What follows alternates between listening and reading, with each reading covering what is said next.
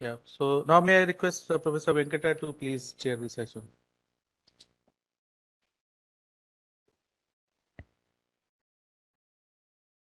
It's still good morning, and a lot of people are drinking tea, enjoying the cookies. So, but anyhow, I hope they all come. And I am, as my first slide shows, my name is Mani Venkata, and I don't have anything more to say about myself. So, because all the speakers are very distinguished people. So we have a good chance of learning from them. What I have done is, I have prepared a set of questions so that would become a starting point for them to address. Okay. Any questions on the first slide? No, okay. Now, reliability, I was not sure how the title was selected using reliability and security. So before I go further, how about resiliency, efficiency? All these things are all there. So they could be related by some other speakers if they like to. And so from my perspective, having worked in the reliability of distribution systems, it's a mature topic. It's a steady state measure. For distribution system, the reliability measures are well defined. And the guiding document is IEEE 1366. Is there a point over here? It's okay.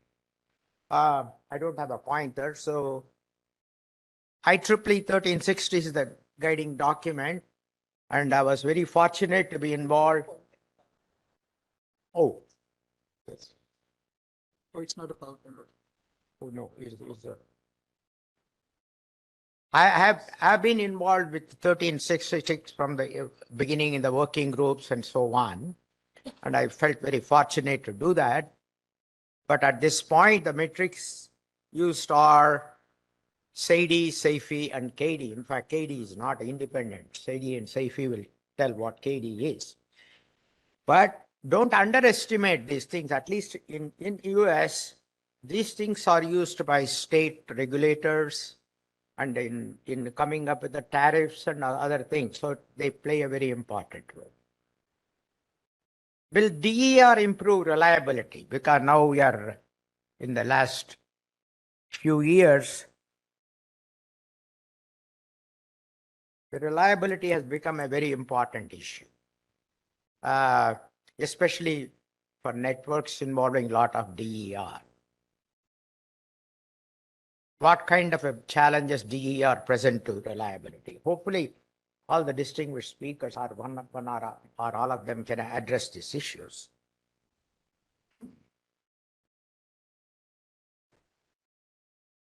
Any questions in this? Okay. Now, since the title says reliability and security, I thought I will talk about a few things about security. Okay. How is it defined is important because it could be interpreted in many other ways, in many ways. Is it security of power networks or is it a security of communication networks? Because now we have communication and power go in parallel, you can see. How are these related to cyber security issues? Should we treat this topic as an integral part of cyber physical systems? Should we keep connected transmission system in dealing with these issues? That itself is a big problem. So should we just concentrate on distribution only, or should we some other implicitly involve distribution? I'm sorry, transmission. Now, what changes are needed for active distribution networks? Distribution networks classically have been passive. and now they have become very active. I wish all these things came 40 years ago or 50 years ago when I started my career. But at this stage of the game, it's hard to catch up and learn and do that, but people are doing a very good job. Now, active distribution networks. Classical distribution systems have been passive with one-way flow from distribution substations to loads. Last two decades, we have witnessed tremendous development of changes in emerging distribution systems. Emerging means it's got new DERs and other new technologies. They have become active also with the two-way power flow. So now the question is, even the design of such a system becomes difficult, because even simple thing like size of the wires will become a very critical issue. You have to think ahead a priori and then put the right size conductor and do that, or else that will be a serious problem. Whereas in a one-way flow, you can go from a larger conductor from the substation and go grade it and down to the customer level.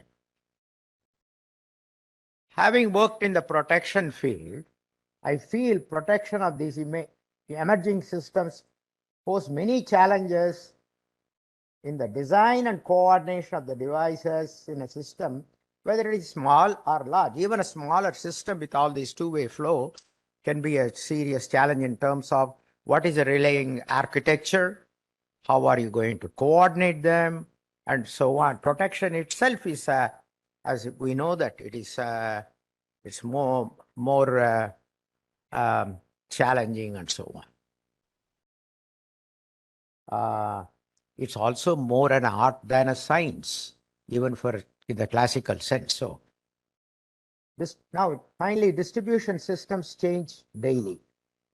Storms, upgrades, growth, and yesterday's studies may not apply for today's system or future system. So these are some of the open-ended questions I thought I would raise here, so that our expert panel can, with their expertise, they're all distinguished experts we have here. So without any further delay, I would like to introduce them in the order it's here. The first speaker is my colleague and my guru, Chanan Singh, and he's a distinguished speaker, distinguished professor, Regents Professor, and Irma Ramian Chair Professor in the Department of Electrical and Computer Engineering in Texas A&M in College Station, USA. And I know he has held a lot of administrative roles, and if you read his bio, I hope it will be included in the proceedings. It's a very impressive, and I'm extremely fortunate to be associated with him. And without further delay, I would like to invite Professor Chanan Singh to make his presentation. And I also want to say that already the conference is getting a little bit delayed. So I would request each speaker spend maybe 8 minutes of the presentation. 8.5 minutes. Fine. You want to say? No, thank you. So please welcome Professor Chanan Singh. So the presentation is here, right? Yeah. Here is expert. So, okay. Oh, sure. You know, the presentation which I made in the NPSC was more general, but this presentation is more specifically focused on the work that we have done as a part of this project. But before I do that, there are a couple of comments I would like to make. Is that whatsoever has been said about the beauty and usefulness of safety, KD, whatever, actually they are not really different than what we use at the ISO level. We call that as an interruption frequency, mean duration, and all kind of stuff. So they have given a different name. SAFI is basically frequency, KDs, CDs, they are basically durations, So it's nothing magical about these indices, but they are useful. One of the differences, though, between the grid level and the distribution level is that at the grid level, these indices have been used to be predictive indices. And they are used basically to see that we design the system and then we basically, want to see that the systems are designed in such a fashion that we stay within the target value, which is generally 1 time in 10 days, But at the distribution level, to the best of my knowledge, they are not used in the predictant sense. What is done is that they are collected as data and collection from the data, and then some of these utility commissions, they try to see that these indices are improving, that you are keeping maintenance and everything, but they are not being used in designing the distribution system. The third point I would like to make is about security. That if we are going to go into these all kind of fascinating ideas about the demand response, making the load flexible and everything, we have to do that at the distribution level. So that cannot be done unless we have more sophisticated communication and information processing system. So I think the cybersecurity and the security and everything, they'll probably become a lot more important as the systems have more communication and more information processing. The active, in my opinion, is going to be one of the more important areas because previously the demand has been taken as a passive thing, that you try to predict our demand, this is our load is going to be, and it's our responsibility to satisfy the load. But when you can, when load becomes something which can follow the demand, this changes a lot of equations, and it opens up a lot of possibilities and different ways of thinking. Having said that, now I can come back to my presentation. So this presentation is basically focused on the reliability impact of the system parameters and geospatial variables on the residential systems. So what we did was, as a part of this project, was that we developed a framework for the reliability analysis at the distribution level. There's already a framework, but it was kind of maybe reframed or whatever, And we had the 3 levels. The level 1 is at the load point level, which is basically the feeder level. You can have the DERs at the generation, at the feeder level or the load point level. The second level was the level where, you have the DERs behind the meter, which are more tied up with the customers. And the third level was where you have all this demand response and other kind of niceties about the system. So we developed algorithms and then developed the software to analyze the system at the level 2, because level 1 is generally done quite frequently. It has been done before, at the load point indices. So then we said, okay, let us use this framework and let us use this software to see some impact, some studies. And see, what we did was that this is the kind of, in the first is the, like an assumption, that the DERs in this scenario, we assume they act as a main supply. And when the DER fails, the grid acts as a backup.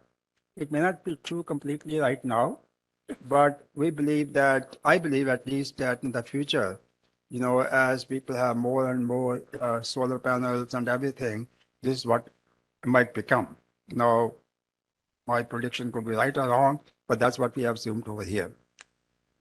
Then we assume that, okay, the energy generated and stored by the DERs is always consumed by the customer and it's not exported to the grid, which may not be completely true, but that's the assumption that we made. So having said that, we picked up top 100 most populous counties in USA. for the studies. And we categorized those top 100 most populous counties by the climate zone and the GHI, the gross horizontal irradiation. Our objective over here was to study the impact of the system parameters, which are basically the size of the PV and the size of the energy storage, and the geospatial variables, which are the climate zone and GHI, and see that what is the impact on the reliability. Now, the idea over here was that maybe this will give some insights and this will help people and the kind of governments to focus their energy on certain locations. So this is one example here, is that what we did was that we tried to study the impact on AIF. AIF is basically average interruption frequency, is a different name for SAFE, and the impact on the AID, which is the average interruption duration, which is basically SAID. So then we said, okay, we will have this variation, which you see. So we will have this variation in the PV size, and then we will also have different levels of energy storage. And the energy storage is basically defined as the RCR, which is the energy storage nameplate capacity over the annual peak. So the higher the number means that the bigger is the energy storage. So you can see that as you will expect, that as you increase the PV and then we said, okay, let us study the impact of this on this deviation from the benchmark, that whether this increases or decreases. So you can see that as you increase the PVs, here, what's happening is that the average interruption duration is coming down. And in each interval over here, as you increase the size of the storage, of course, then I think you have better results. In the frequency area, what can happen is that when you have the smaller store PV, then actually the interruption frequency might go up and then it starts coming down. And the reason for that is really here. The reason for that is that you can take one interruption, for example.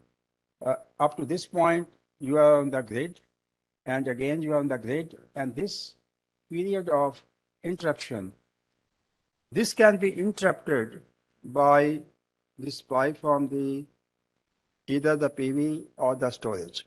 So actually the one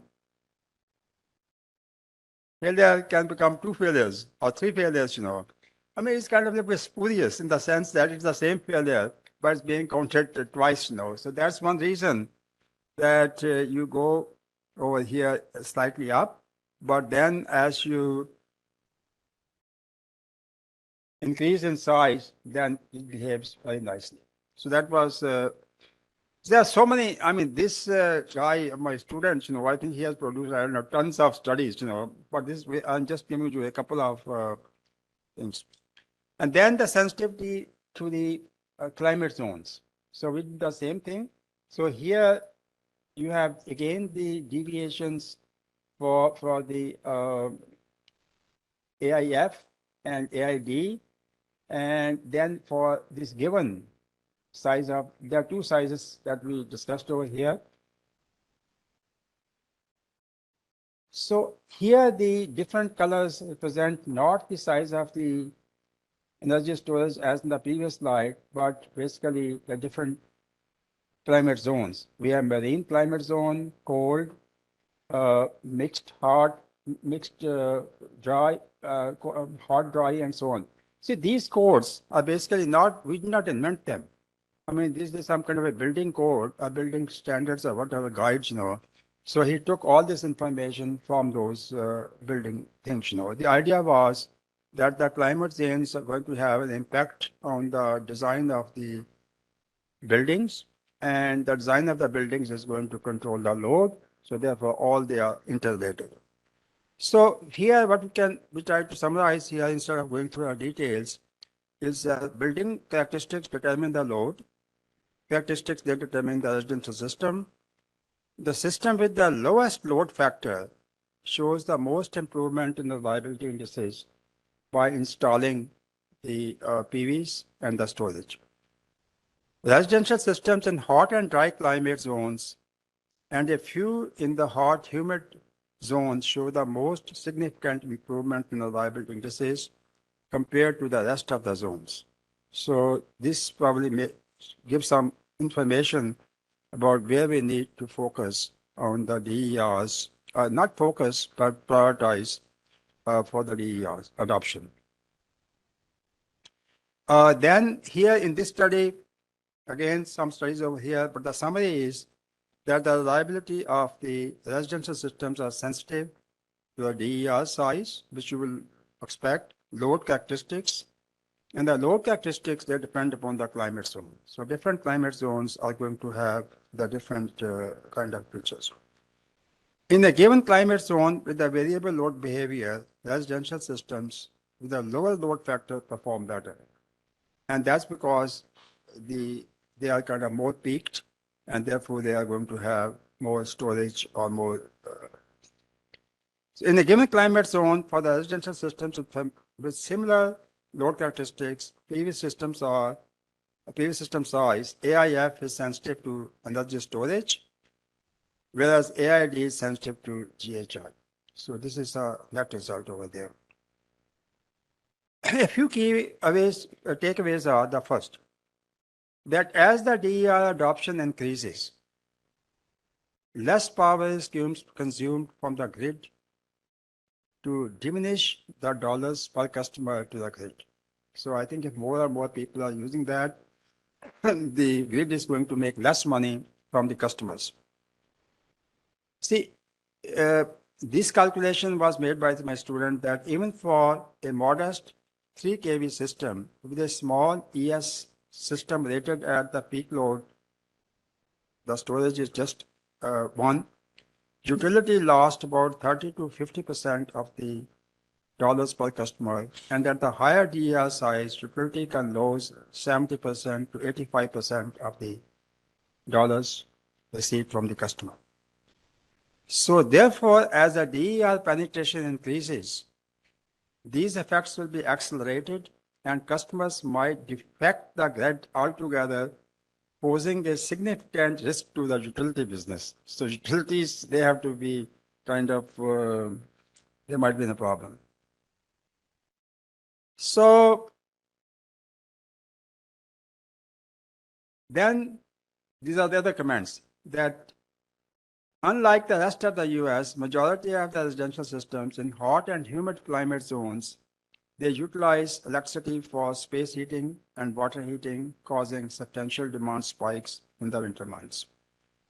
Actually, this was kind of new to me because in Texas, I always, in my house has the gas heating. I thought everybody has a gas heating, but it's not true, you know. There's a linear relationship between the load factor and average minimum temperature. The highest peak loads are observed for systems in locations with the lowest winter temperatures. Even though the systems with the most significant improvements in indices from the hot and humid zones are at locations with low load factors, the high ES capacity at those systems make them prohibitively expensive for the users. I'll skip this one. And then we said, okay, if the utilities are going to have issues, what can they do?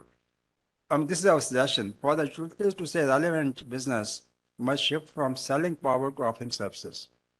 I mean, just not sell power like now, but they can offer a lot of services. You know, they can offer the storage, they can offer PVs or whatever, you know.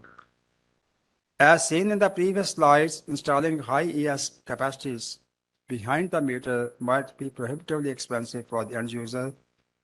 Utilities can install ES systems at load points where the residential systems are connected. So instead of installing these energy storage systems behind the meter, you can install it on the meter by the utilities and have the same benefits. And the other thing that this is a comment I made before, that historically failure data is collected and then the reliability indices are evaluated at the distribution level, not at the grid level. But the advice would be maybe to use these predictive indices in the predictive sense so that we can design these systems as we want them to be, instead of trying to first build it and then just observe them. Perception of the reliability by the end user. The smaller PV size and ES sizes, AFI deteriorates higher than the benchmark. I mean, the thing, and in the case of residential systems, more reliable or less reliable. So I think I have said that before, that if the reliability can be controlled by the end user, this changes a lot of things. Because the first thing is that it kind of transmits entire to the grid. So right now, for example, US like New York ISO, New England ISO, PJM, they are trying to design the system to one day per 10 years, reliability index. But if the customer can have a lot of control over the reliability, then of course we may need to re-examine these indices, that what's the need? Because ultimately, I mean, economics is very important, is that how expensive these things are. So we may need to have maybe lower reliability at the higher level, and we can control the reliability more at the distribution level or the residential level.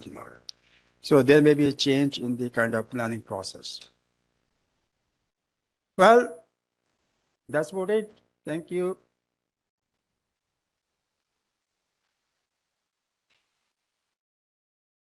I don't know how many minutes. Thank you. That was a very delightful presentation and a lot of new information. We will entertain questions at the end of the call presentations. So without further, am I doing something wrong here? Okay, thank you. Okay. The next speaker, as is listed in the program, for the previous session, is Mr. Gary Huffman. Gary has 30+ years of electric utility design, construction, and operations experience, and is currently serving as a senior client relations manager for Burns and McDonnell Engineer and the Department of Transmission and Distribution. So each of these presenters, there's a lot more details in the bio. I hope they appear in the document at the proceedings. So without any further delay, Gary, please take over. Thank you, and many thanks for chairing, and thanks for the opportunity to be here today. I've been with the UI Assist team for the duration of the effort, and I've really enjoyed the new relationships I've developed both in the US and here in India, and I appreciate this opportunity. I think, as most of you know, that my experience comes from utility operations, so I'm not a researcher. I've spent nights battling fires and hurricanes in control rooms and nuclear facilities and trying to keep the lights on for nearly 40 years. And so please recall that my comments will be from that perspective. I do hope that the researchers in the room will get some benefit from what I have to say. So with that being said, I want to break down the challenges of DER adoption into two categories of discussion. The first being technology, and then the second being the business climate, the regulatory climate, and the economic climate that we're seeing today in the United States. So from a technology perspective, there's two components to consider. One is the rate of technology innovation in the power industry.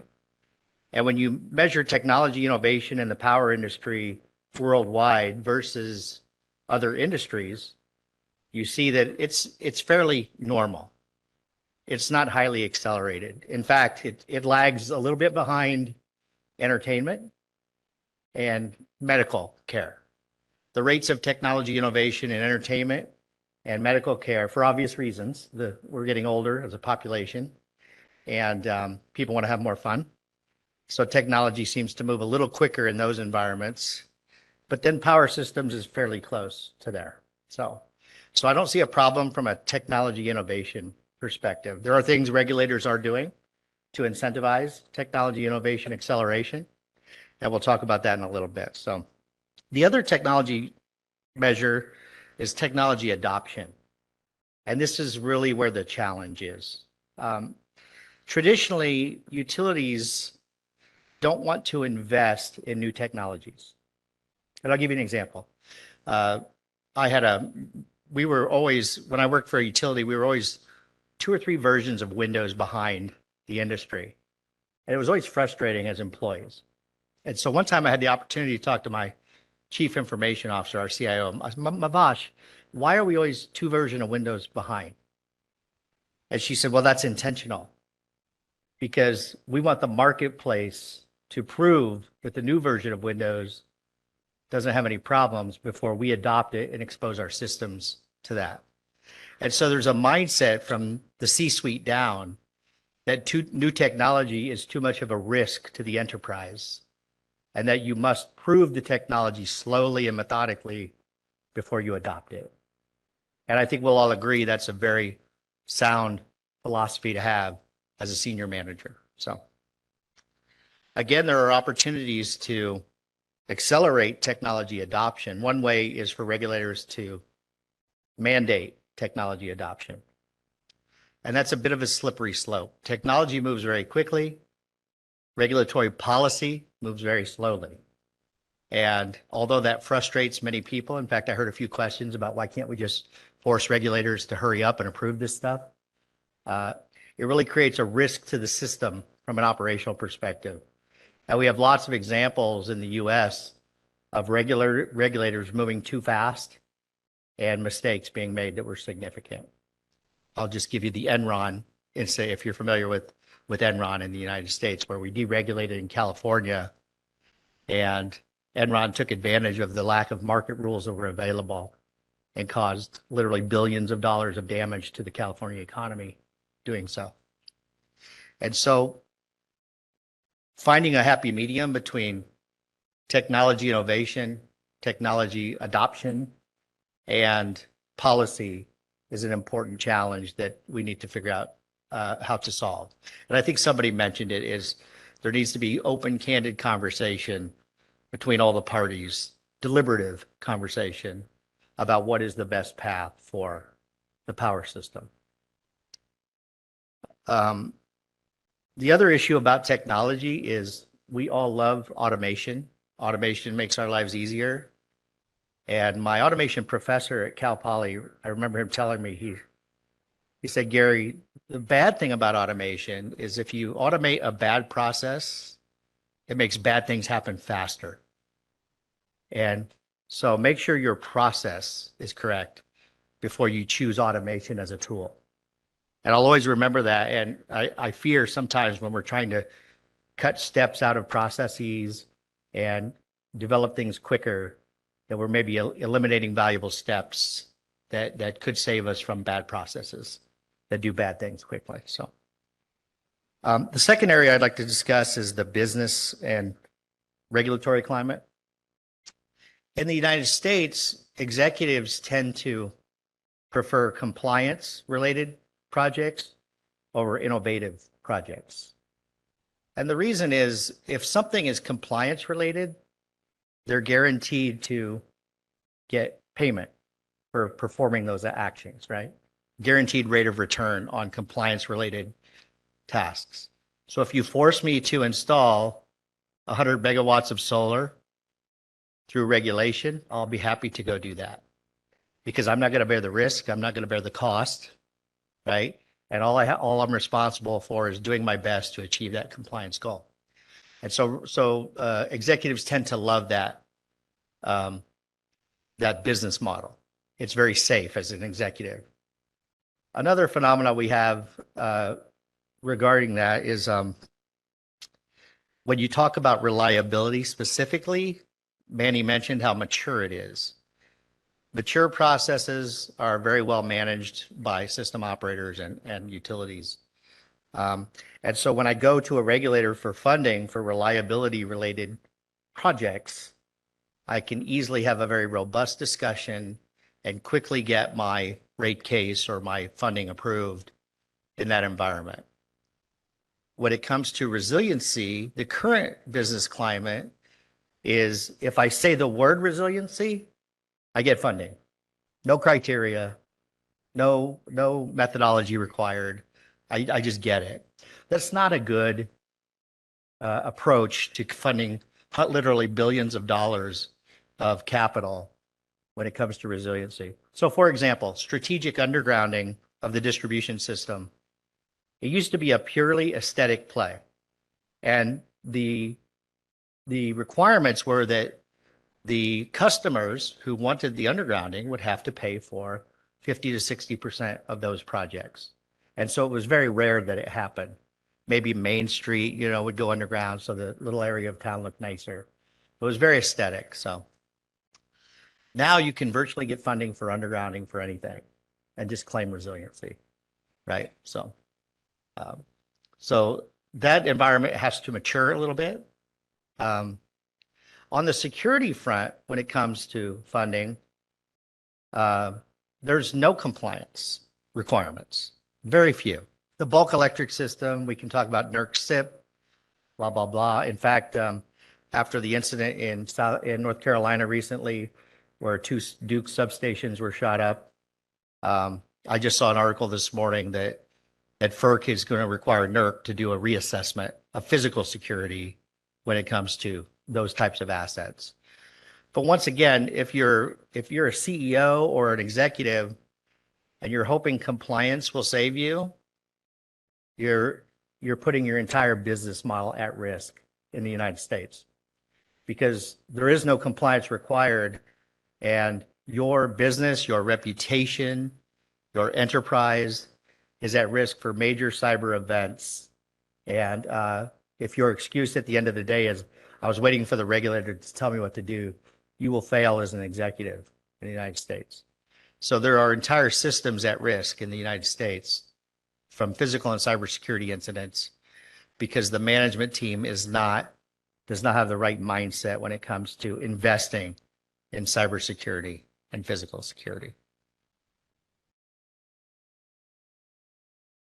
Another issue that is very new, and we're all going to have to get used to it, is we're ending the era of free money. In the United States, there's been free money for well over a decade now. And it enabled not only technology companies, but capital investment companies like utilities to borrow money at virtually zero interest rates. And so that as the money supply tightens in the United States, as interest rates go up, we're seeing tremendous pressure and competition now for those capital dollars. And in fact, when I go talk to chief financial officers in the United States, they all tell me the same thing. We will be cutting the number of projects we can do. And those projects, guess what, tend to be DER related projects. And so with that said, it brings into question the entire timeline that states have established in the US for DER adoption, for the retirement of traditional generation, and for many other factors, system upgrades, for example. And so I'm already getting calls from concerned utility operators about, hey, I thought I'd have 100 megawatts of solar online in 2024. Now I'm not going to be able to get it funded. But part of my cost justification was the deferral of a turbine rotor replacement on a coal plant that now I'm going to need for another 5 years. And ABB tells me that I can't defer the turbine replacement that long. Otherwise, I risk losing the entire system. And so there's some very difficult business decisions are going to have to be made as the DER adoption schedule is in flux right now. In flux because of the money supply. we're all aware that the DER supply chain issues are at risk because of the impacts of COVID. And so the availability of materials, the availability of manufacturers to get to market on time is in question significantly. And I'm seeing constant reminders, Gary, please go to Germany and talk to ABB. Gary, please go to Canada and talk to Hydro-Quebec and see if they can get us more hydro. And so there's a lot of pressure on the system right now, still related to COVID consequences that probably the general public and a lot of regulators may not be aware of, that system operators are dealing with. So I think we have some technology challenges with DER adoption. I think we have some business and money policy challenges related to adoption. And I think one of the main solutions that I advocate for is transparency. Let your regulator and the system operator talking together, researchers understanding the priorities of the business and focusing research on accelerating their innovation at the lab and at the university to best accommodate meeting some of these critical timelines we've established for DER adoption. And I think all of us working together will do the best we can do, obviously, to get where we want to go. And with that, I'll save comments for later. Thanks. Thank you.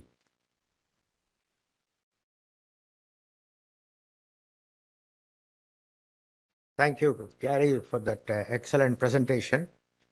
Our next speaker is, I'm afraid I may not say your name correctly. Is it Ame? Okay. Ame Karkare. He completed his PhD from IIT Bombay, got his BTech from IIT Kanpur. Now he's back in Kanpur as a professor in the Department of, I assume, Computer Science and Engineering? Yeah, thank you. With that, please welcome Mr. Dr. Karkare. Thank you, Venkat. So I would like to start by paraphrasing Mark Twain.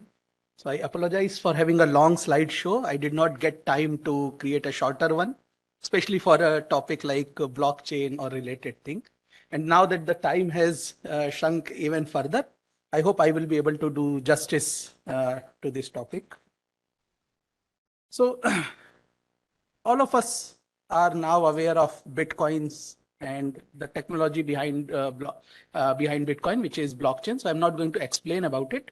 But what I want to say is, what are the important things about blockchain and how does it fit into DR? We have heard this so many times in last couple of days. So the important feature or the most important feature of blockchain is that it is decentralized, which means you do not require someone to guide or trust. Okay. Secondly, it is a distributed ledger, which means your records or transactions are not kept at one place, but it is distributed all over the world. You don't know where they are. There is some consensus mechanism. Again, we won't go into details of this right now. And another important feature of blockchains is it is immutable, or at least practically immutable. Okay, once a transaction goes into blockchain, it's kind of impossible to change it. And which is very, very important, because as we are saying, things are distributed. You don't know who has your records. It's very, very important that it is guaranteed against tampering. Okay, so it's tamper proof. And this is why it has come out as a very, very good implementation mechanism for DRs once everyone starts producing power as well. So yeah, there are many solutions which try to use blockchains where it is not really useful, or it's not really required. But I think this is one area where blockchains will play a very, very important role. So because they are used as distributed ledger, which means it can be used for managing these decentralized grids. And as more and more consumers join it, they would like to know about how some cost has been calculated, what are the consumptions, what are the charges, and so on.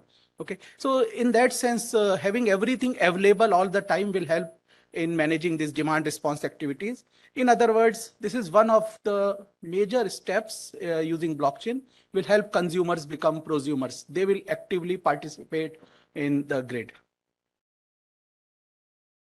However, blockchain in itself is not sufficient. The blockchain which is used in Bitcoin, because Bitcoin is like having currency. Okay, you can't program it as such. So to use these blockchains for other applications like grids and all, you need some programmable programming capabilities, and that's where Ethereum comes into picture. So it's a blockchain with some additions. The major addition is this concept of programming language. And this programming language, you can program anything. Turing complete means anything that you can program in any other language, you can program in Ethereum as well. So it's a general purpose complete programming language. And then again, it requires two kinds of accounts. We will not go into that. But the question is why Ethereum? Because as I said, with just simply Bitcoins, you can only trade. You can send Bitcoin, receive Bitcoins.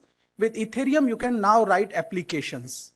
Okay, basically you can write your own control over how to distribute certain resources and so on.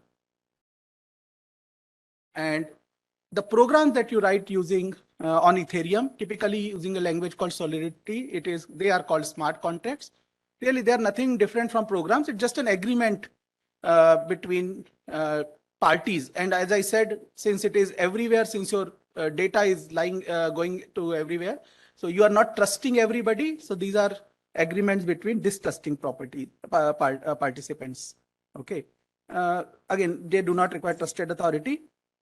The correctness is ensured by consensus. Again, different kind of consensus are there, but let's not go into details of that. However, note that having a correct program or having immutability, and this is one of the biggest what is a misconception about blockchain, that anytime you have something on blockchain, it is secure. Okay. Immutability or correctness does not guarantee security.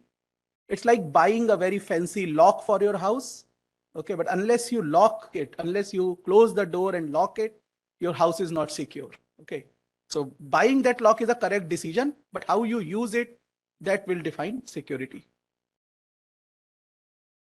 Just an example, there has been attempts, or in fact, successful attempts on hacks. Okay, around $60 million were lost in one of the very infamous attack on Ethereum. Okay, so this is where my work comes into picture. I am looking at the possible vulnerabilities in the smart contracts that are existing. And there are different kind of classes of attacks, malicious attacks, acts. It's just like phishing attacks on blockchain, protocol not being strong enough.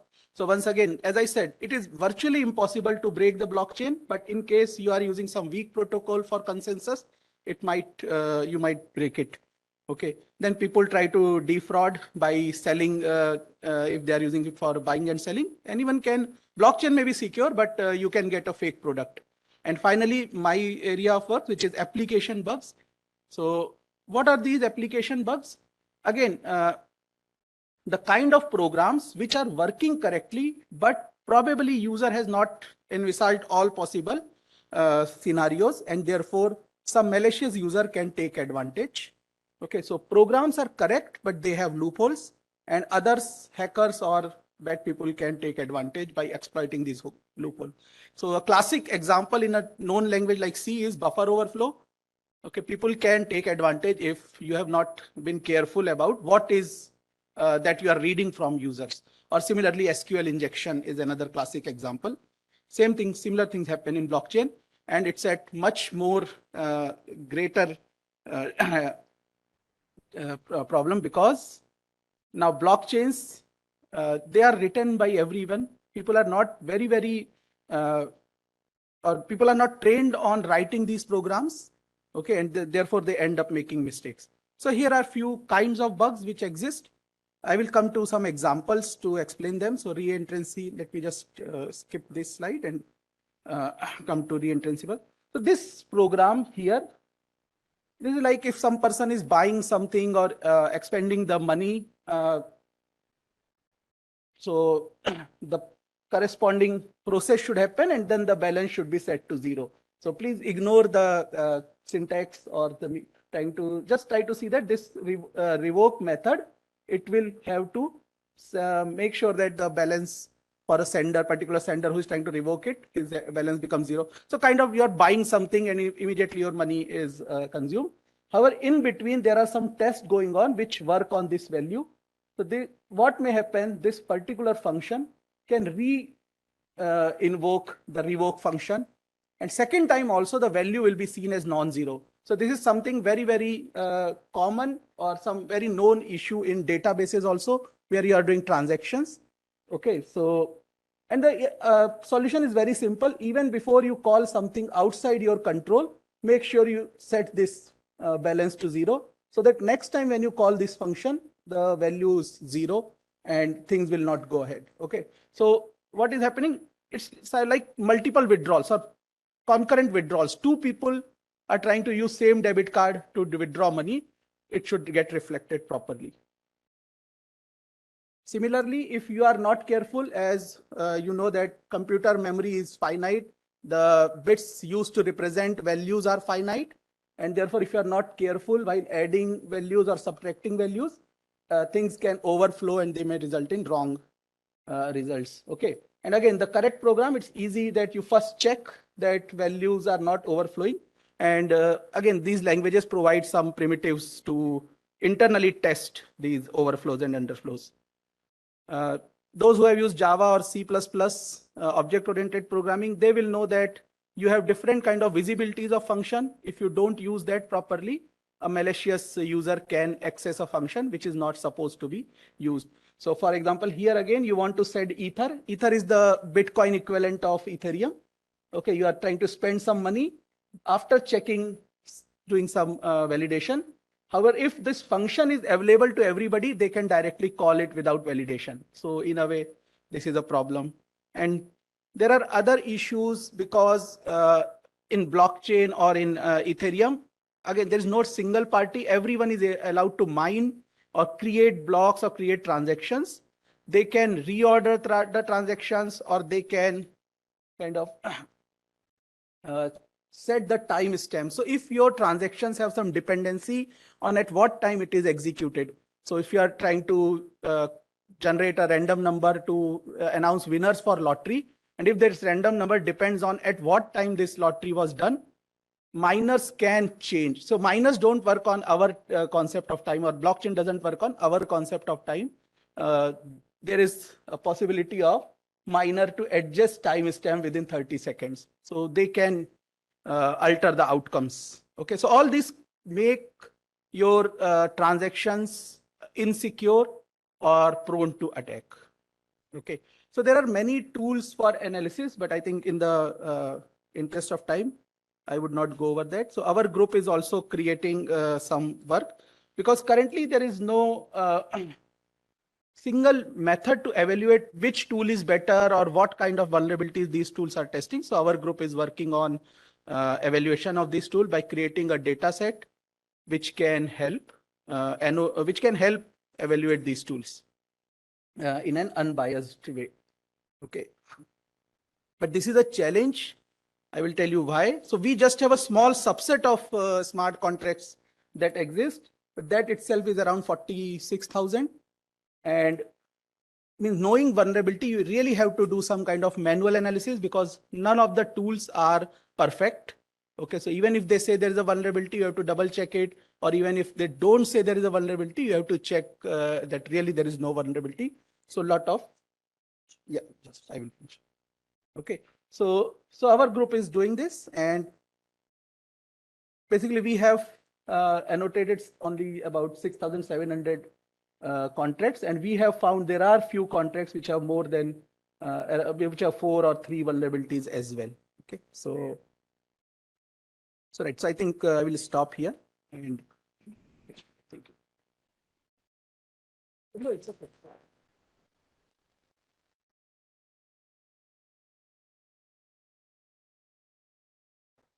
Between you and lunch, anyhow, the last speaker originally was supposed to be Mr. Narasimhan, and he got another meeting in Ministry of Power and he could not come.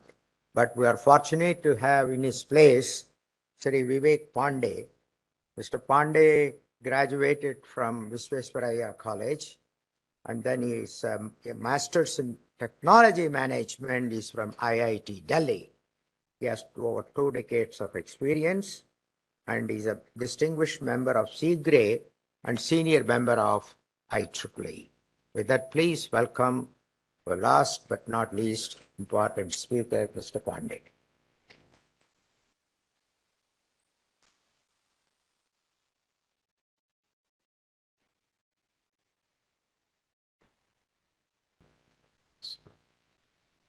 So thank you, Dr. Venkata, respected distinguished delegates on the dais, of the dais. So this is the beauty of DERs. You schedule something, but at the end something else get dispatched. There's a lot of variability. So you were expecting somebody else here, but here I am, and I have been dispatched under ancillary with a strict guideline to complete within 8 minutes. In India, we have 15-minute time block. Nevertheless, I'll try to do justice and convey the just few key issues that we face, that we envisage from the transmission as a grid operator with increasing penetration of renewables. So just these are the issues. Distributed energy source, I need not explain what are the contents, but in India, the definition says that distributed generation means any generating station feeding electricity at the voltage level of below 33 kV. So that's the definition in the CA standards. And right now, out of the 15% of RE, that is pure RE in the installed capacity, the solar rooftop, that what we qualify as the DER, so the percentage is just 2%. Okay, so around 7,800 megawatt is the capacity right now. Very small, very insignificant, but it's growing very fast. So let's see. The regulatory provisions say that it's there on the website of CA. There are two distinct provisions I'd like to bring your attention to. It's 6A, which says that the DERs can trip. Okay, with of course with some time delay, whenever the voltages reach above 110% or below 80%. But the critical part that worries us, it says that the licensees may prescribe a narrower range for voltage for the purpose. Now, at the grid level, if you see, we are not really certain what would happen when we have these voltage variations, which licensee has set their DR to which voltage level. So there we see a very important issue of protection coordination. So that needs to be taken care, and I hope the DSO is expected to do that job to coordinate between, or rather, if we can enforce some kind of guidelines that, okay, this particular area will have this kind of setting, this particular area would have that kind of setting, then we'll have more certainty and more, from the security angle, we'll be more assured of, yes, it will behave like this, and we can accordingly coordinate at the grid level. I need not emphasize that we all know about that August 2019 event in UK, wherein there was a lightning strike, and then that resulted into tripping of certain generating units. And associated with that, UFR operated. And on those UFR feeders, there were quite a number of distributed energy resources. So in addition to the generation loss that happened to the lightning strike, we also lost a lot of generation from DER. So here there is what we foresee is the issue of, say, under frequency, load shedding coordination and all those aspects. Then I'll also share one very personal experience that we had. I worked in Western Regional Load Dispatch Center, Mumbai, which is located in Mumbai for 8 years. And that building is around 30 years old. And as you know, Mumbai is a coastal, is located in a coastal place, and it gets a lot of rain during monsoons. So this old building had this problem of water seepage and all that. And so just to see what to do about it, an idea came amongst us that, okay, let's have a canopy mounted rooftop solar on the building. So it will serve two purposes. It will maybe protect the terrace from heavy rainfall, and maybe the seepages can be controlled. And the additional advantage that would we get is, of course, we'll have our own solar rooftop with some peak saving and energy and also green contribution. So it was a very good proposition, and we went in for a RESCO model. We had got a supplier who installed it for us, so we paid nothing, and only we paid the tariff that we had to pay to the DISCOM was 680 rupees, 6.8 rupees, and we had to pay to the for the solar generation of around 4.3 rupees. So it was a clear saving in terms of money also for us, around 40% savings. So that, but then the experience, we tried to see what is the experience. We could see very clearly that there were large voltage variations in our 415 volt bus. So whenever solar injection was high, the voltage would go down, and when solar PV injection was zero, the voltage would rise. And when we related this, maybe I don't say that this is the only cause, but Kalwa is a 400 kV bus just at the outskirts of Mumbai. It's a 400 kV grid level bus. And if you see the this is the voltage profile. The red color shows the 400 kV and the green color shows the 220 kV voltage profile at that bus. So it's a reflection of what is happening in the entire Mumbai. So you can see around 50 kV variations at that EHV bus. Now the causes could be multiple. Mumbai is a large city. It has a lot of cable network in the LT system.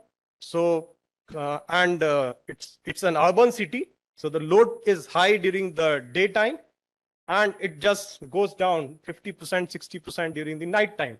So due to this large variation in power consumption, the voltages are weighing in the LT system. They have auto tap changers. So the entire VAR management of the LT system is just pushed, and the LT grid is leaning on the EHV grid, resulting in this kind of variation.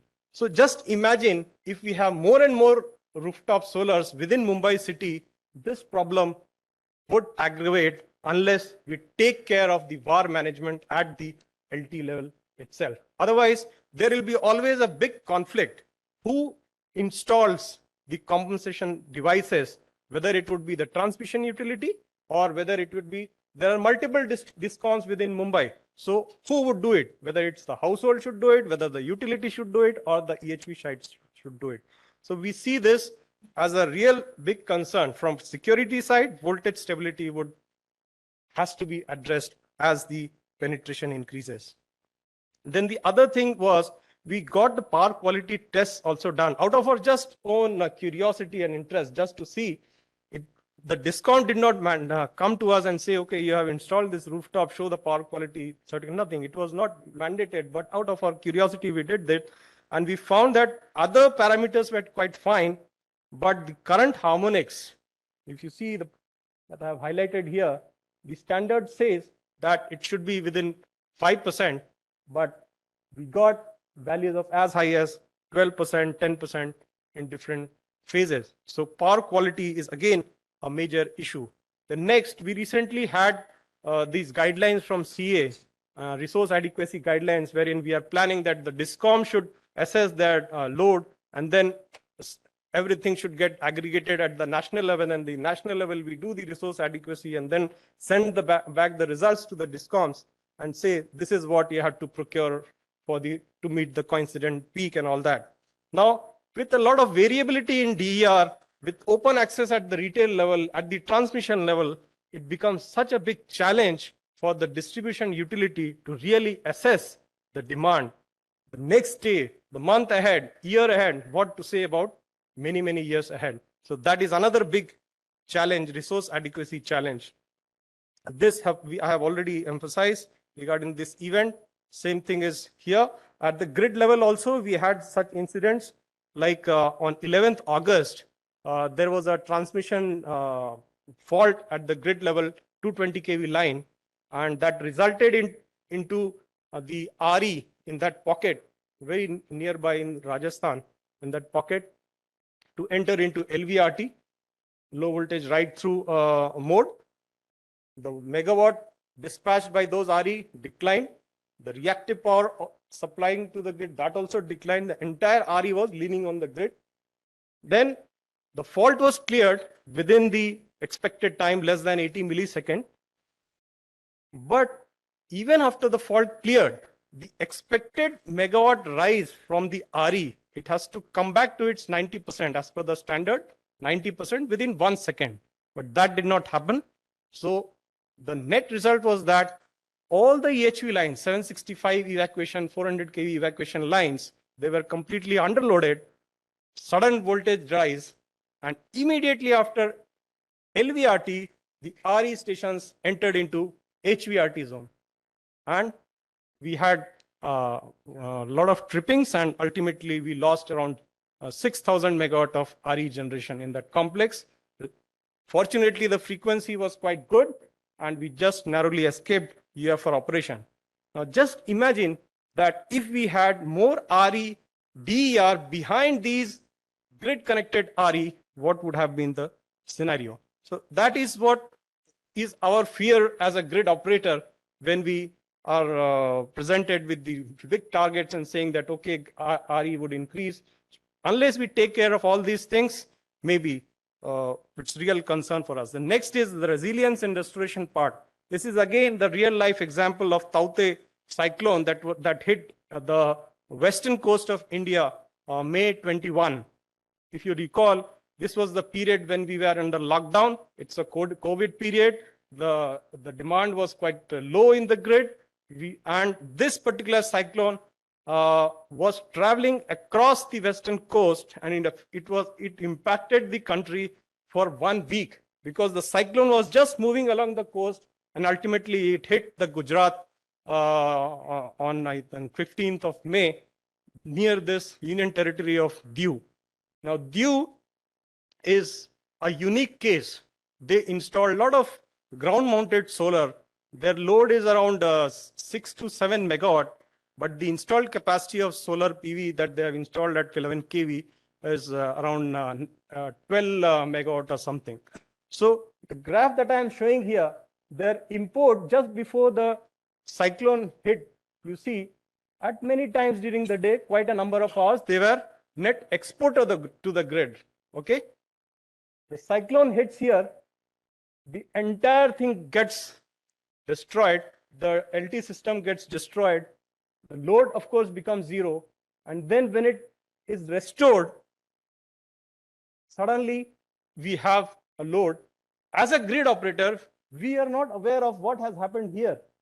It was only later we came to understand, oh, this load is because we have lost a lot of DERs behind. So this is another big challenge during restoration. What would be the load that would be incident on the grid? That would be very, very, very uncertain. So that raises a big challenge of restoration. Then we can handle all this. How? If we have visibility. We can take care of resource adequacy if we have visibility. We can take care of forecasting if we have visibility. But the biggest challenge with DER is that they are not visible. So if we can do something about it to make DERs visible to the distribution system operator, to the regional the grid operator, maybe these security concerns can be taken. And cyber security just explained by, so DERs, a lot of these, they would be feeding, they are connected through internet, feeding their servers for logging and etc. So that is also another challenge. So this coming to the summary, that DERs, yes, they are welcome. They help in greening the grid and accelerate the transition, but we need to take care of these protection, visibility, and all those issues. That is what I had to share. Thank you very much.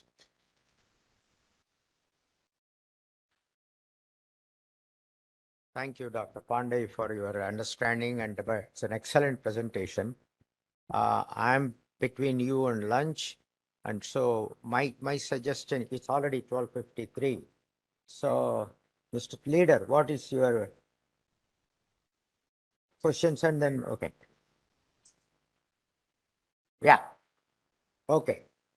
Professor Ramurthy. Yeah, can you give him a mic, please?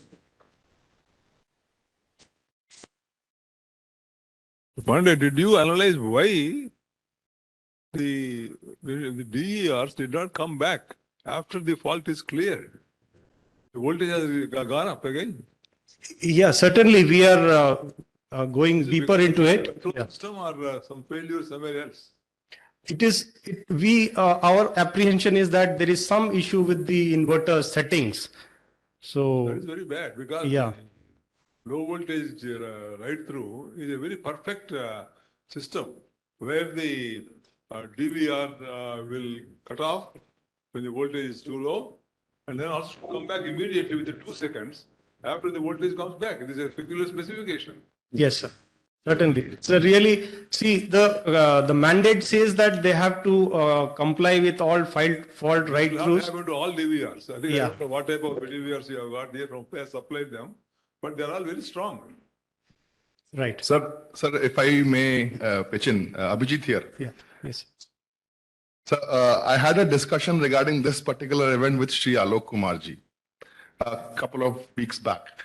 So what his concern was, what Mr. Pandey is saying is perfectly right. The inverter was at fault because the supplier of the inverter did not give the operator sufficient capability or the visibility. If the inverter is not working fine, the supplier provided it like a black box. So anything which went wrong could not have been controlled or handled or corrected at that point of time. But deconnection is automatic. I don't know what type of control system you have used. That's where Alok Kumar's concern was also.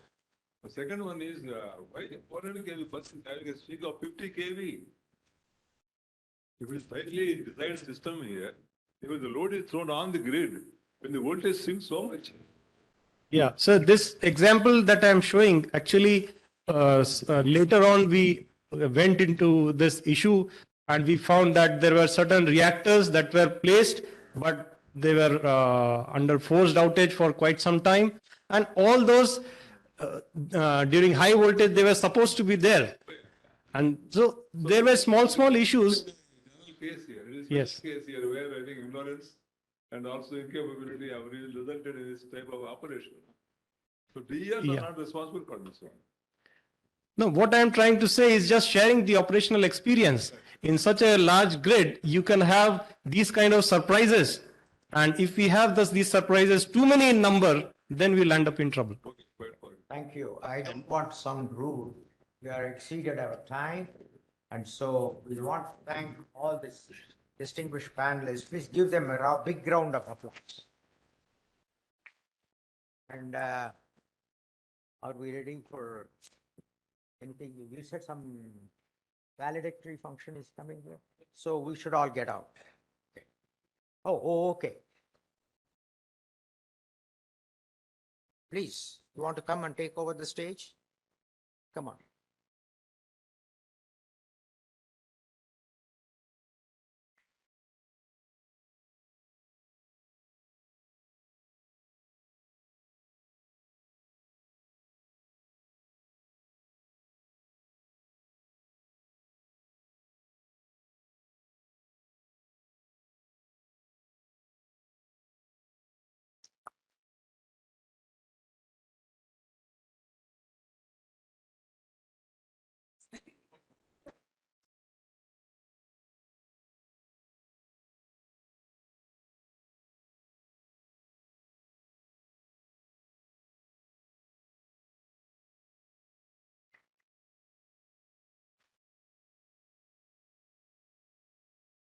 Okay.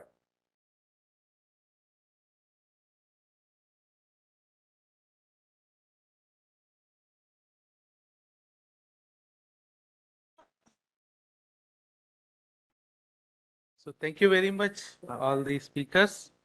Now we'll proceed to our last session, which is our validity session, and I would request Dr. Nandini Kannan, please come on the dais.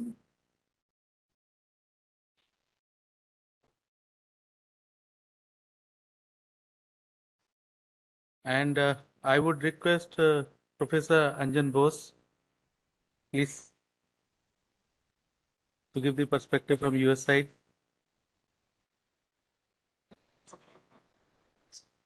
And Dr. JBB Reddy ji, please.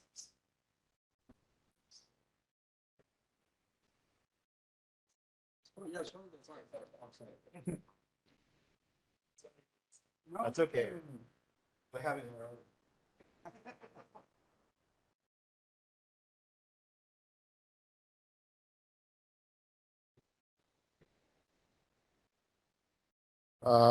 I would just like to introduce Dr. Nandini Kannan because others you know. Dr. Nandini Kannan is the Executive Director of Indo-US Science and Technology Forum. And we would like to thank her for all the support given in this project. So please give big hand in welcoming Dr. Nandini Kannan.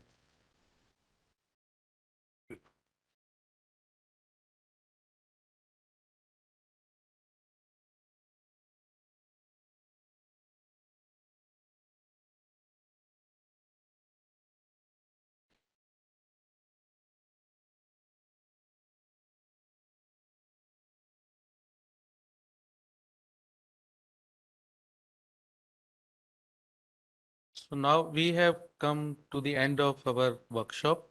So I would first request Dr. Reddy to please express his views related to the workshop and anything which you want to share with us. Thank you, Professor Ankush sir. Nothing to say. We had a very good time yesterday and today itself. My request is how we can take it forward. And it is a Indo-US bilateral cooperation. It is a role model for other bilateral or multilateral program. I am requesting consortia partners, we should highlight how we can collaborate each other, India and US, and what is the benefit to the both the countries in terms of technology sharing, in terms of knowledge sharing, and how it can be benefited to the discoms. And I hear from the Vivek Saab. It's very interesting. Can we chip in and can we give some solution to these problems? Maybe it may not be a bigger problem, whatever, as suggested by Ramamurthy Saab, it may not be a problem from the DER. We should quickly convince them, yeah, this is the problem, this is not the problem and all. It is a simple example I'm saying. My request is, can we document these both India and US collaboration to highlight what is the benefit to the both the countries? That is my request to all of you. Thank you so much.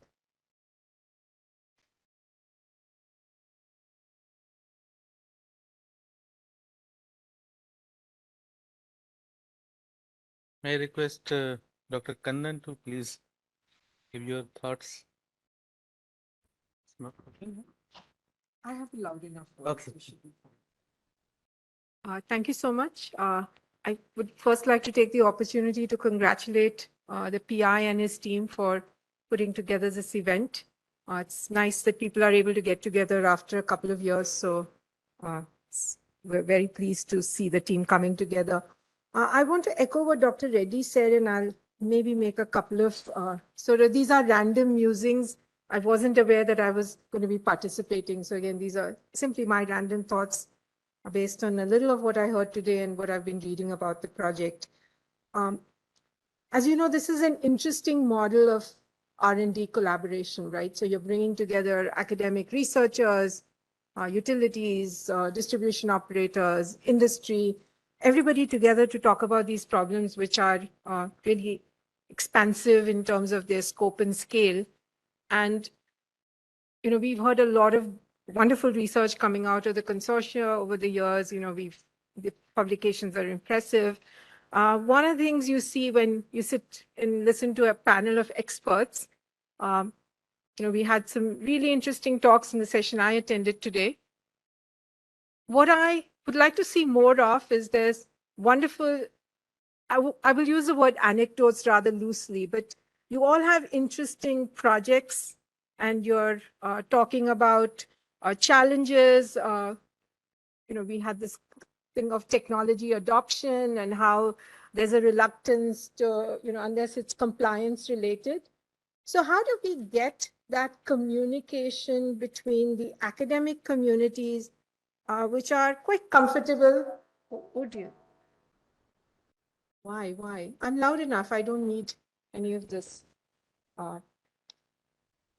So I'm a recovering academic. So I understand, the boundary conditions we work under. We like our papers. We like to do presentations. Occasionally we'll wander off and say, oh, here's a nice collaboration with industry. But for a project like this, you have to walk the walk, talk the talk. You have to do both. So what I'd like to see more of in this last year of the project is how do we really push ourselves to a place where the research is informing policy, regulation, in a way that's not just one time, but that conversation continues. Because what I heard here is, we do our thing, we think this is a better model, we understand the challenges. We talked about load dispatch centers and, the challenges. How does all of that fit together? I still think we're very siloed.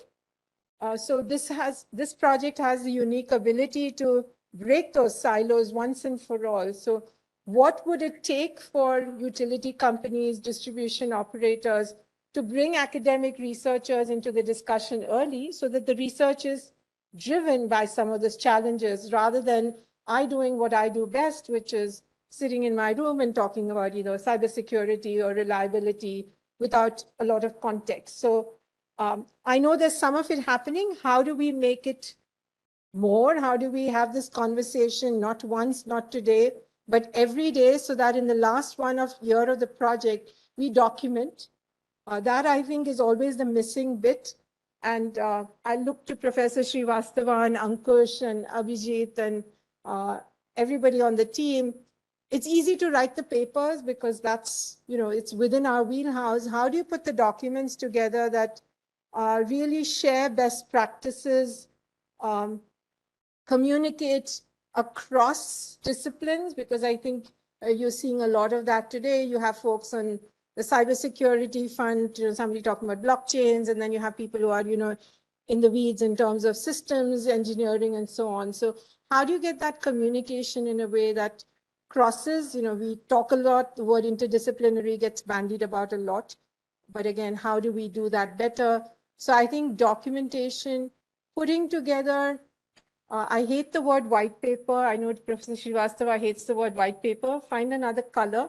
How do we put together easy to read documents that are case studies? For example, a good case study is far more powerful than, no offense, and I'm an academic to an IEEE publication. I published an IEEE also, but a good tech manual that has case studies for future researchers, future community, I think has significantly more impact. And this is Professor Kincha's word, impact versus outcomes. So I think that's where I would like to encourage, the 5 people we had on stage together came with so many different perspectives. How do we channel all that and really come up with a document that stands the test of time and have these conversations more often? I mean, this is a great meeting, but how do we ensure this is something that's followed up? How do we ensure what's happening at the load dispatch centers is really impacting the way the research is done? What should we be looking at? What is more impactful? And so how do you have those conversations early and often? And I think with the pilots coming on board for the UI Assist project in general, not just on the regulatory issues here, I think those conversations need to happen often, almost every day. And what comes out of it is going to be sort of a roadmap for both countries. So how do we do that in a way that's smart?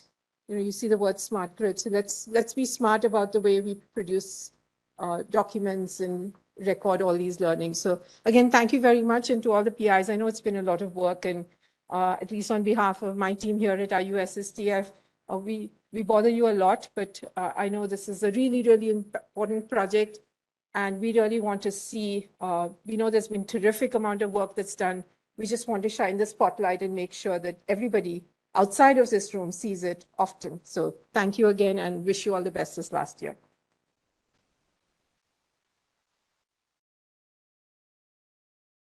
Thank you, Dr. Kannan. Now, apart from our UISS team members, speakers, we have around 20 participants from various organizations.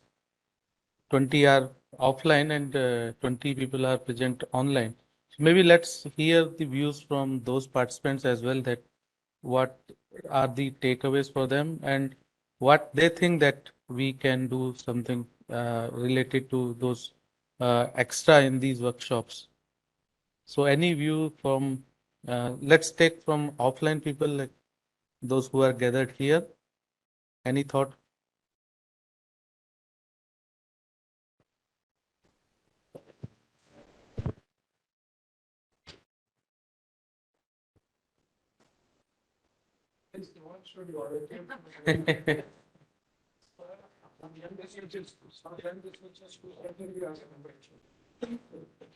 Yes.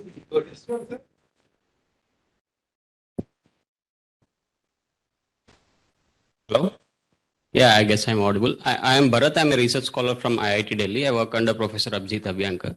This is not related to the project specifically, but a curious question among our research scholars as we discuss along. We always wonder what would be the opportunity for us after PhD with the skills that we have developed that can be used for the Indian grid. So I'm just curious, please educate me in this regard. Which government organization are curious to hire us for the technical expertise we possess and help us to change this transition? Because I think it is high time. The grid is not simple as before. I don't think undergraduate people, and no offense to anyone, can do the technical justice, because as a researcher, I understand the complexities. So it is high time that we take the transition. So I'm just curious to know which government organization will help me to help the grid. Anybody from utility?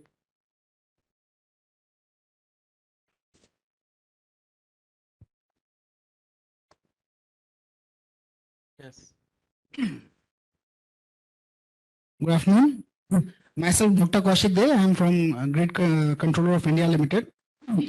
First of all, I'd like to thank you for arranging such a wonderful industry academia kind of collaborative conference where people are looking forward to. And I think the concepts which were introduced here, like DSOs, local level markets and distributions, and DERs, this is a subject area in totality, new subject area in totality.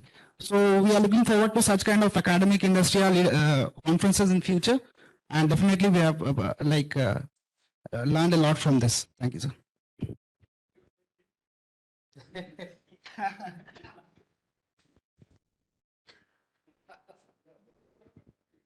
Yeah.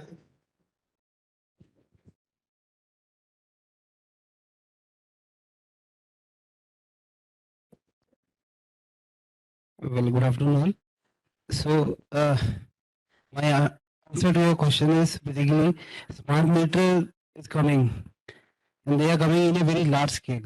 So we will be having data, enough data, and we want to work on this data. So likewise, people also is planning to roll out smart meters from next year onwards.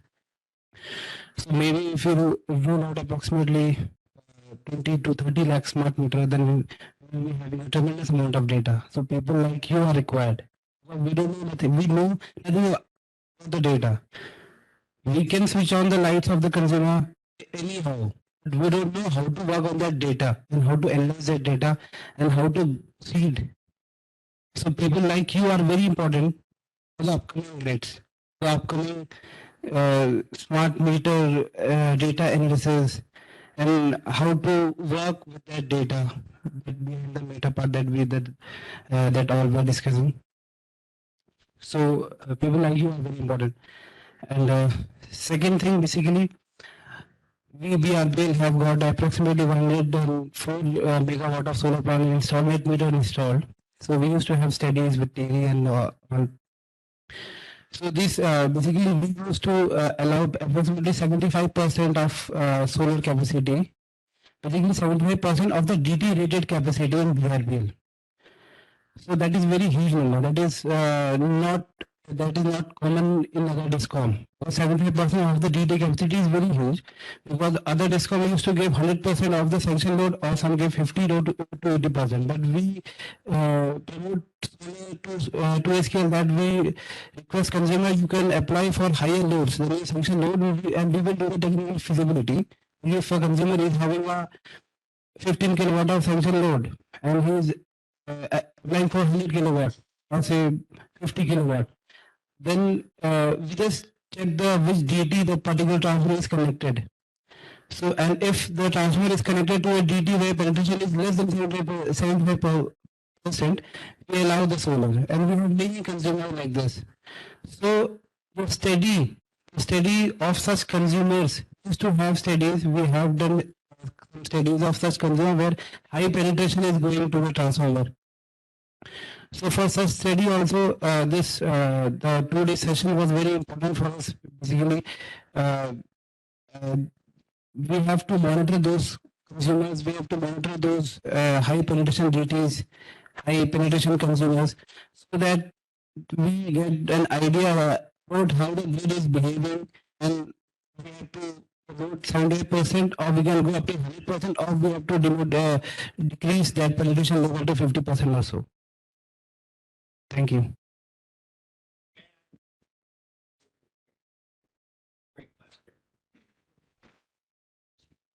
So one of the end themes for UI Assist is workforce development. Okay, so how do your skills fit in was your question. I go in the United States, I go around the entire country and I work with utilities all the time. And one thing I notice is utilities require skill sets that they didn't require before. They have data scientists. They have other professionals in the science and technology in the STEM fields that they never had to hire before. In addition to that, as I work for Burns McDonnell consulting firm, we're required to hire those types of skill sets as well. Environmental sciences, weather sciences, data scientists especially. As we get more and more AMI out there, the question becomes, what's the value of AMI? The value is the data and people like you that understand what to do with the data to answer Dr. Bondi's operational questions, right? That's the value that you bring to the table that we don't have today. In addition, the control room is becoming more and more complex.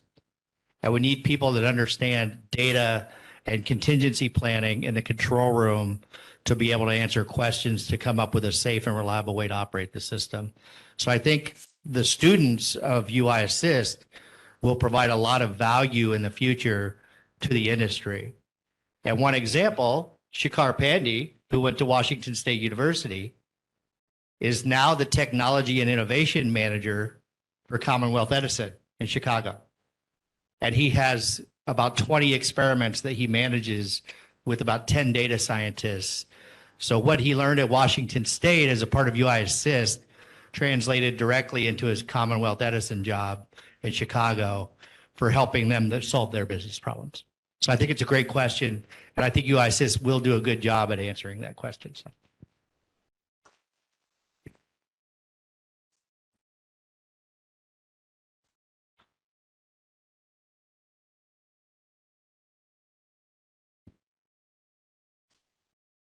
I think it's almost like in a year from now that this project will be coming to an end, if I'm not wrong, right? I'm probably saying it right or wrong. I'm not sure. I was just got the information from Rob here. But my question is, what is next? I mean, these are great collaborations. I think great. So it's really thinking through the problems and how to solve those things.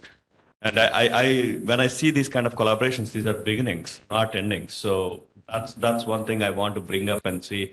I did ask this question to DOE too, from the NREL side, like how can we take what is coming out of this to the next level on the US side? So similar question here to the people on the stage to see what is next. How can we really take this collaboration beyond just this project, and what would be the right thing to do? I think thinking in that direction will be really helpful. Thank you.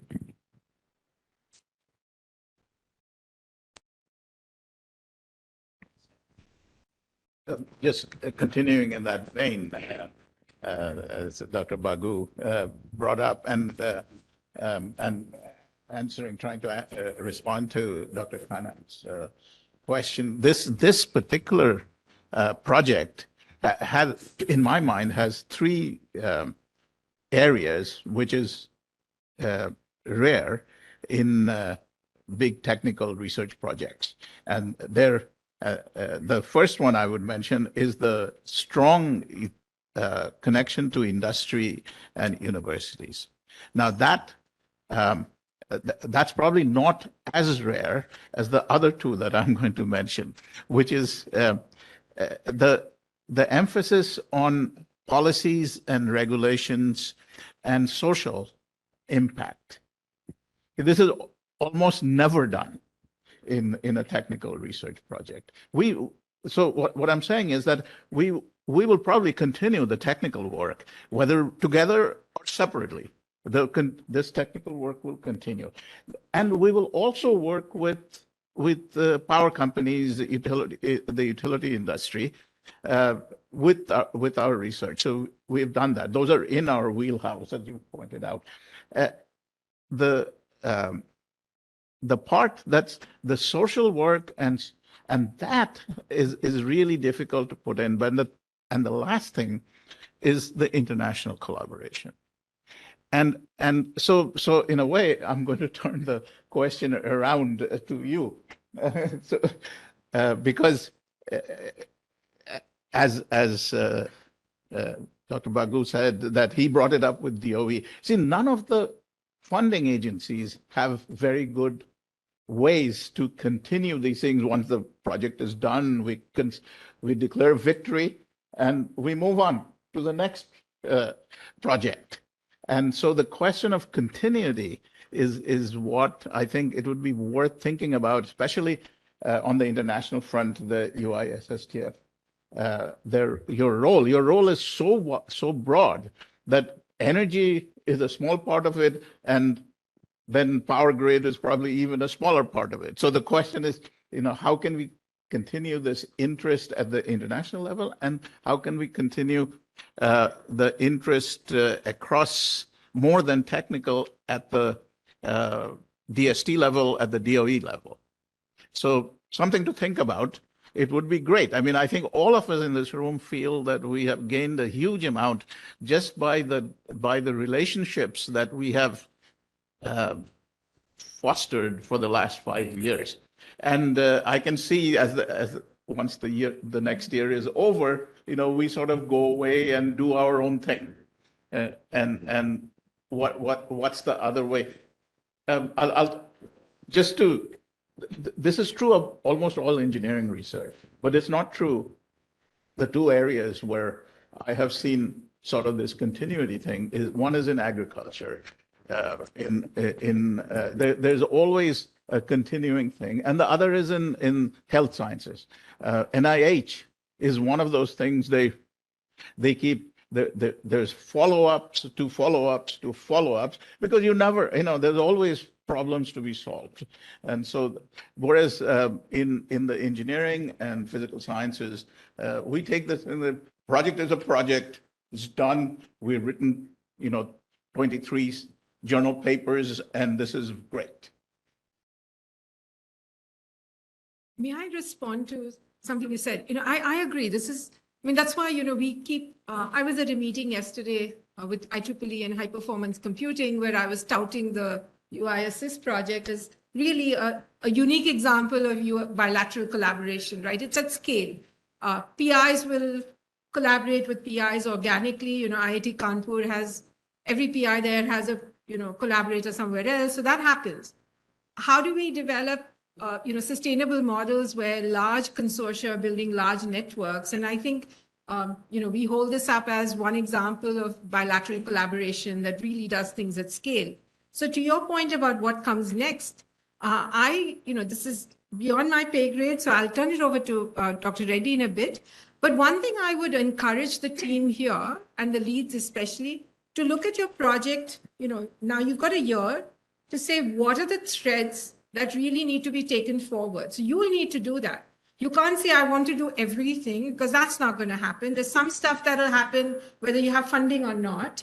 What are the key threads that need to be sustained that require governments to think, 5-10 year and 5-10 year timeline? What are those threads, and can you put that together in a short document? I will not use the word white paper, so that it's clear these are areas we can do on our own. This is where US, India coming together and staying on this path is really going to push, use the word, accelerate, innovate. That's what you need to do. And that's up to you, because you are so deep in the research, you understand which threads you have to tease out and say, we need to take this forward. So that's a challenge to everybody here. And I'll turn it over. Yeah, thank you, madam. I fully agree with Dr. Nandini Kannan. Actually, our expectation is same question from my side also. What next? I don't want to close the project here. Actually, I would like to take it forward. From government side, we are okay. First of all, we should come up with a small document as suggested by Dr. Nandini Kannan, very brief and in a layman language. What actually we initiated around 2017 this program. At that time, what was the problem statements? As on date, what we achieved, what are the learnings and failures and gaps. Once we have this simple document, then we can convince our policymakers. We have money and we have a very good relation with the US also. We are already working with the other programs with the US. Like I would like to share with the hydrogen, carbon capture and utilization, and quantum. And we are already collaborating with the US in other areas. I would like to continue. This is also my area. I am an electrical engineer. I would like to continue this program. For that, I need a small write-up so that I can convince both the governments. As this is very much required, these are the gaps still. And a simple example, DSO, it is a very interesting topic actually. Can we take it forward, DSO also, for both the countries? If I don't know, US is very much interested on DSO or not, I don't know. Still in India, we have, for the younger generation, it may be very good opportunity for them to take it forward. They can get the jobs also if it is DSO is established in India. This is very much required the younger generation. That also I would like to add to the younger people. These are my points, and also my request is it is a big consortia, 15 institutes from the India, 15 institutes from the US, and $30 million investment. 30, am I right, sir? 30. It is a very good program, and it is everybody from my side also from India. Our Minister of Power is looking into. They are asking what is the benefit to the country, and can we come up with a short document with what we have done to the country, both the countries, and what are the gaps still, how we can take it forward. Maybe you can have a panel discussion with the internal. Maybe your team can have a rigorous discussion come up with a overall document for the USS project. That will give a benefit to the country, both the countries, and we can come up with a new program. Thank you, sir.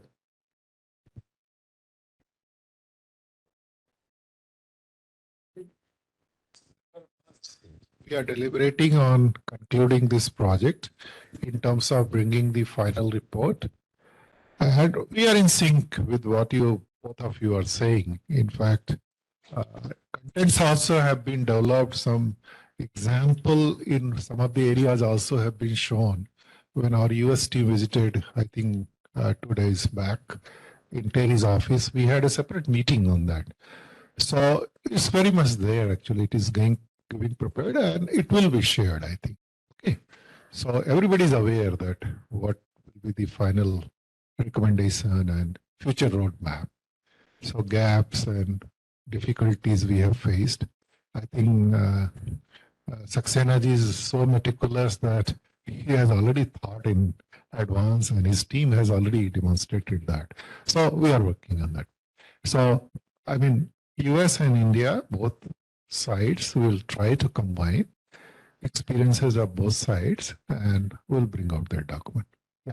But yes, if you want tomorrow, it will not happen. It will take some time. Yeah. Okay. Yeah. Very much interested, sir. Yeah. No, more than you, we are interested. Yeah. We have to show what we have done, what we have achieved, what country should move. So where both the collaborations should move, we are very much interested and we are working on that. Yeah. Thank you. I think we can now conclude your. Yeah, so so then let's take any question from online, those who are there. Are they able to convey or? Maybe like, can you check if there is any message on chat? Yeah. Yeah, 20 people online. The 20 people are now online. Actually, a lot of them requested to make it hybrid mode. So we have gone for, they have attended, I think, continuously. Anyhow, we can take their feedback and then pass on to the people and get the answer. Maybe because of the time, we can conclude here. Mr. Bose, if you want to have some concluding remarks. He has already concluded.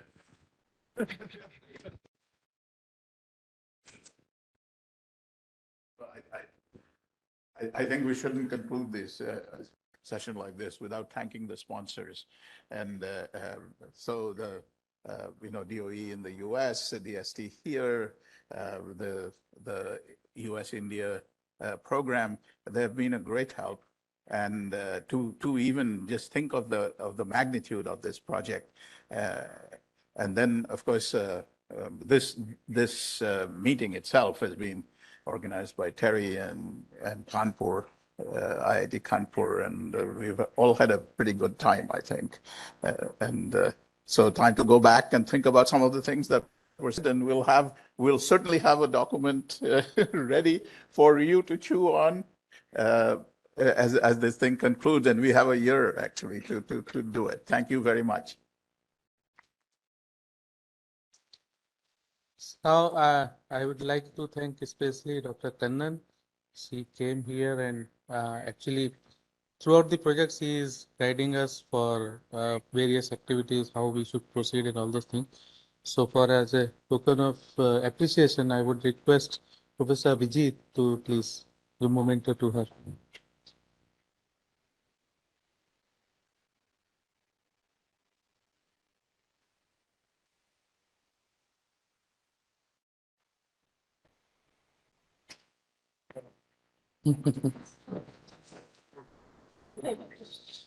Thank you very much, ma'am, for your guidance. And now let's break for lunch. We can discuss more during lunch also. Thank you.